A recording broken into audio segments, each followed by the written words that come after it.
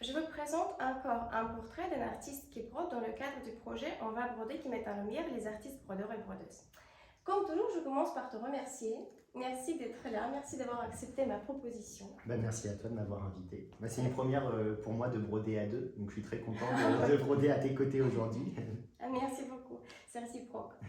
Tu sais, ton univers est vraiment très particulier que tu créais avec tes œuvres, avec ta personnalité également. Oui. On va commencer à la découvrir à travers tes créations. D'accord. Quand on observe ton compte, tes œuvres, on découvre beaucoup des créations, j'ose dire, engagées. Oui. Quel message, qu'est-ce que tu cherches à transmettre à travers ces œuvres? En fait, pour moi, la broderie, c'est effectivement un mode d'expression. Je ne suis pas très à l'aise à l'oral, je ne suis pas très à l'aise à l'écrit, et du coup, la broderie, ça m'aide à faire passer des messages. C'est un art qui peut être engagé, qui n'est pas obligé de l'être, mais qui peut l'être.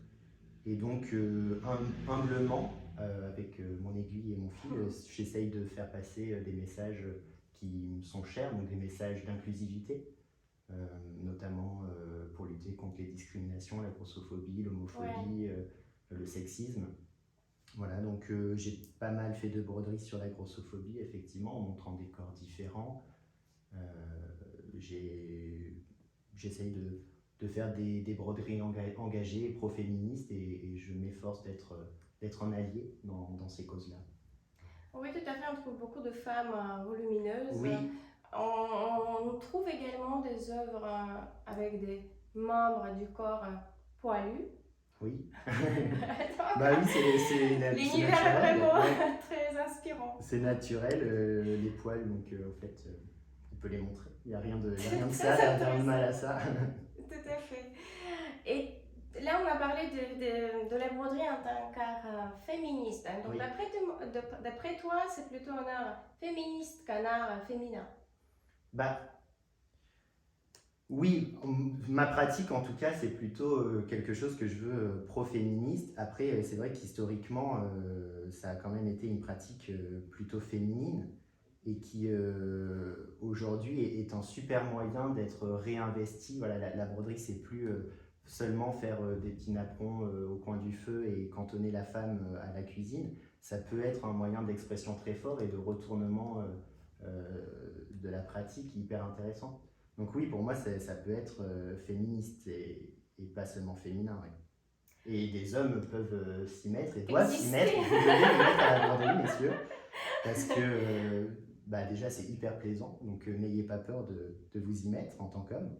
Oui. Et puis voilà, c'est trop bien. Et tu sais, d'ailleurs, j'ai une question par rapport aux hommes dans cette forme d'art. Oui.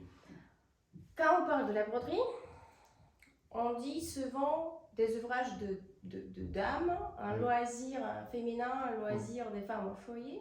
Et après, même l'historienne de l'art, Roska, j'oublie toujours son prénom, je m'excuse, Parker, on va dire Parker, dans son ouvrage sur la broderie et les œuvres et des créations féminines en 1984, elle a dit que connaître l'histoire de la broderie, c'est connaître l'histoire des femmes.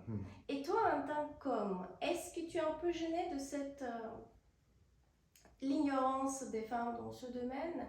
Est-ce que ça Non, moi, limite? Non, je me sens pas du tout limité par le fait que ce soit intrinsèquement et historiquement lié aux femmes. Au contraire, moi j'aime beaucoup investir cette forme d'art, et ça permet aussi de casser des barrières. C'est une activité qui historiquement était peut-être genrée, parce que très majoritairement pratiquée par des femmes, mais qu'elle soit pratiquée aujourd'hui par des hommes, ça montre que on peut s'y mettre en étant un homme, et inversement, des femmes peuvent se mettre à des activités qui historiquement étaient plutôt masculines. Et je trouve ça dommage qu'il y ait des activités dites féminines, dites masculines. Je discutais sur Instagram avec une militante. Je discutais, je me suis fait je me suis fait un peu agresser. Mais je la comprends, la colère peut être saine. Et, donc, voilà. Et elle me disait que en tant qu'homme, euh, j'étais j'étais privilégié et le fait que je brodais, que j'étais un homme, faisait que les gens s'intéressaient à moi et pouvaient moins s'intéresser à des artistes féminines brodeuses. Et ça m'a fait beaucoup réfléchir parce que moi j'avais pas du tout vu ça comme ça, je voulais juste Broder, je voulais voilà. juste broder. Je suis un homme, il se trouve que je suis engagé et le moyen d'expression que j'ai trouvé c'est effectivement la broderie et je voyais pas trop de mal à ça mais du coup ça m'a fait quand même pas mal réfléchir à ce que j'avais à dire et à comment je pouvais ou devais le dire. Voilà. Et pourtant, il faut dire que les brodeurs, ils faisaient partie de l'histoire de la broderie. Mm. Il y a des ouvrages de référence écrits par des hommes. Après, dans la corporation des brodeurs, c'était 50% de femmes, 50% Ah oui. d'hommes. Oui, elle C'était était après paritaire quasiment. Voilà. annulée après la Révolution française, mais D'accord. quand même, les hommes, vous étiez là. Mais je savais pas du tout Vous que faites c'était dans partie de de telles l'histoire de la proportions. broderie. D'accord, c'est intéressant. Et parle-nous de ton état d'esprit, de ton état d'âme que tu brodes. Moi, je suis quelqu'un de vraiment très peu patient. Et pour autant, quand je Ah brode, ouais, et pour autant, la broderie, ça me met vraiment dans un état second où je suis vraiment très tourné vers moi-même sur la réflexion de qui je suis, ce que je fais, et de manière très apaisée. C'est vraiment très agréable pour moi de me poser en brodant. Et en même temps, j'aime bien un peu lutter quand je brode, c'est-à-dire broder dans des positions inconfortables ou dans des lieux Ah un peu oui. bruyants. Ouais, je trouve ça. Défi. Oui, mais alors pas pour la performance physique, mais plus parce que comme j'ai une démarche plutôt engagée, j'aime bien, j'allais dire, accoucher d'une œuvre un peu dans la douleur, tu vois. Enfin, non, mais qu'on ait le temps d'y réfléchir et Une renaissance. Voilà. Bah, Très intéressant. Et parle un peu de quelle est ta posture la plus inhabituelle. C'est très intéressant. Si on peut le dire. Alors la tenue vestimentaire quand je brode, j'en parlerai Les pas. enfants ne regardent pas ces vidéos. J'aime beaucoup tenir les tambours entre mes deux jambes par exemple, avec les genoux et après traverser. Et sinon j'ai un gros tambour comme ça et j'adore broder sur un gros tambour. On a plutôt tendance normalement à utiliser des plus petits tambours qu'on va déplacer. Bah, moi je préfère utiliser un gros tambour quitte à après avoir une œuvre toute petite au milieu, mais j'aime bien galérer. Voilà, c'est un peu bizarre. Mais... Oui, c'est vrai, un peu masochisme. Peut-être. D'accord. Et donc, par rapport à ta réflexion, qui tu es? Ouais. Voilà, la question, qui tu es? Dis-nous, c'est très particulier, très intéressant. De quelle structure as-tu fait partie? Bah, je travaille en gendarmerie nationale. Voilà, donc c'est un endroit où les hommes brodent pas nécessairement. En tout cas, ils n'en parlent pas tout le temps. Ils le cachent. Voilà, donc oui, ça fait 3 ans que je travaille là-bas et je suis sociologue et démographe à la gendarmerie nationale. Voilà. Et les collègues prennent plutôt bien le fait qu'on brode. Au début, ils sont un peu circonspects. Mais par exemple, l'année dernière, on a fait un Père Noël surprise, donc chacun offrait un cadeau à un collègue au hasard. Et j'ai fait une broderie, parce que c'est la seule chose que je sais faire de mes mains, donc j'ai fait une broderie. Et la personne était trop contente et du coup, elle a affiché sur son bureau et depuis, c'est sur son bureau.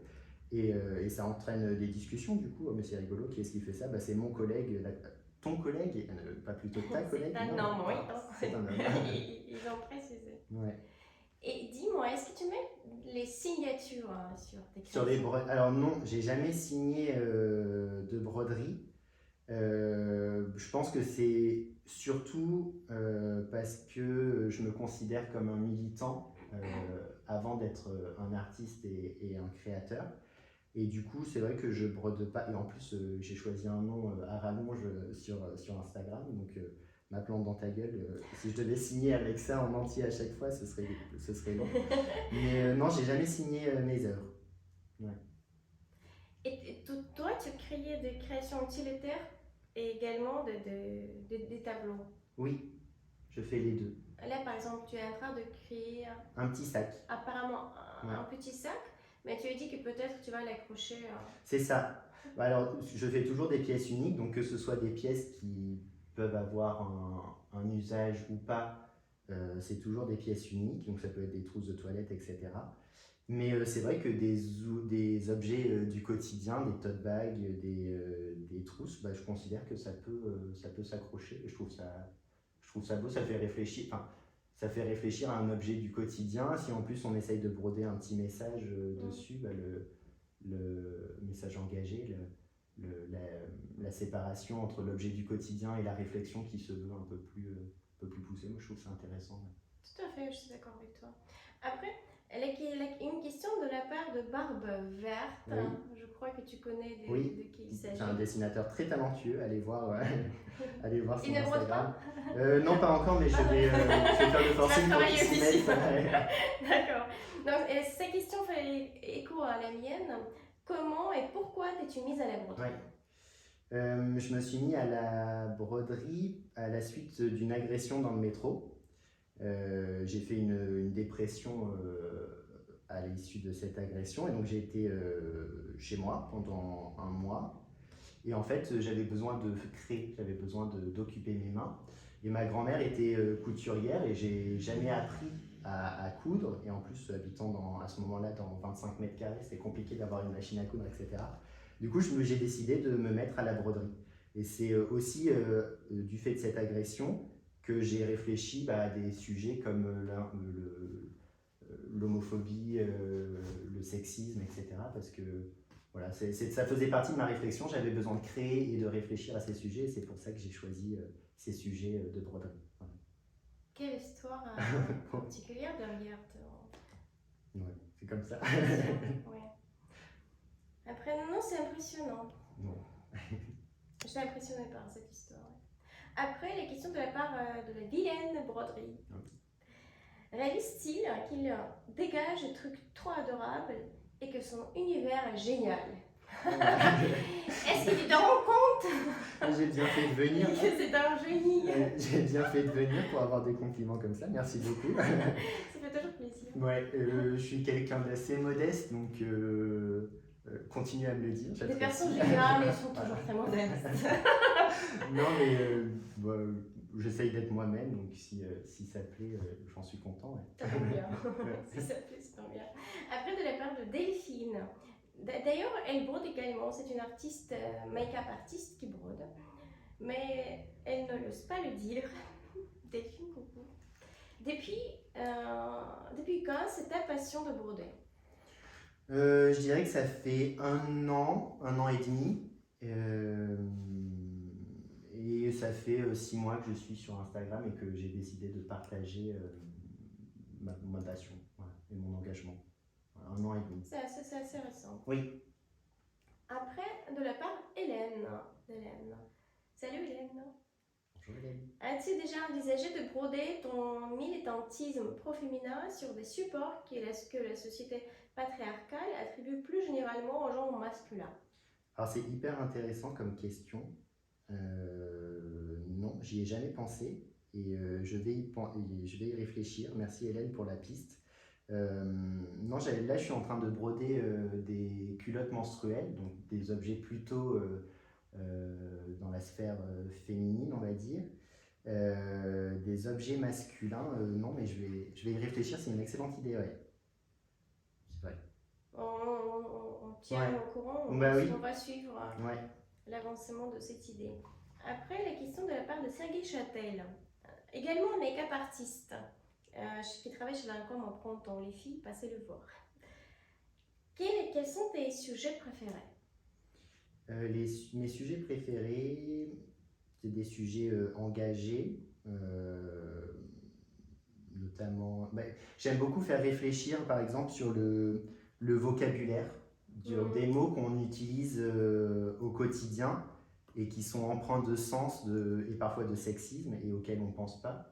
Et j'aime beaucoup aussi les monuments historiques, par exemple le Panthéon, c'est un monument que j'aime beaucoup, que je représente beaucoup.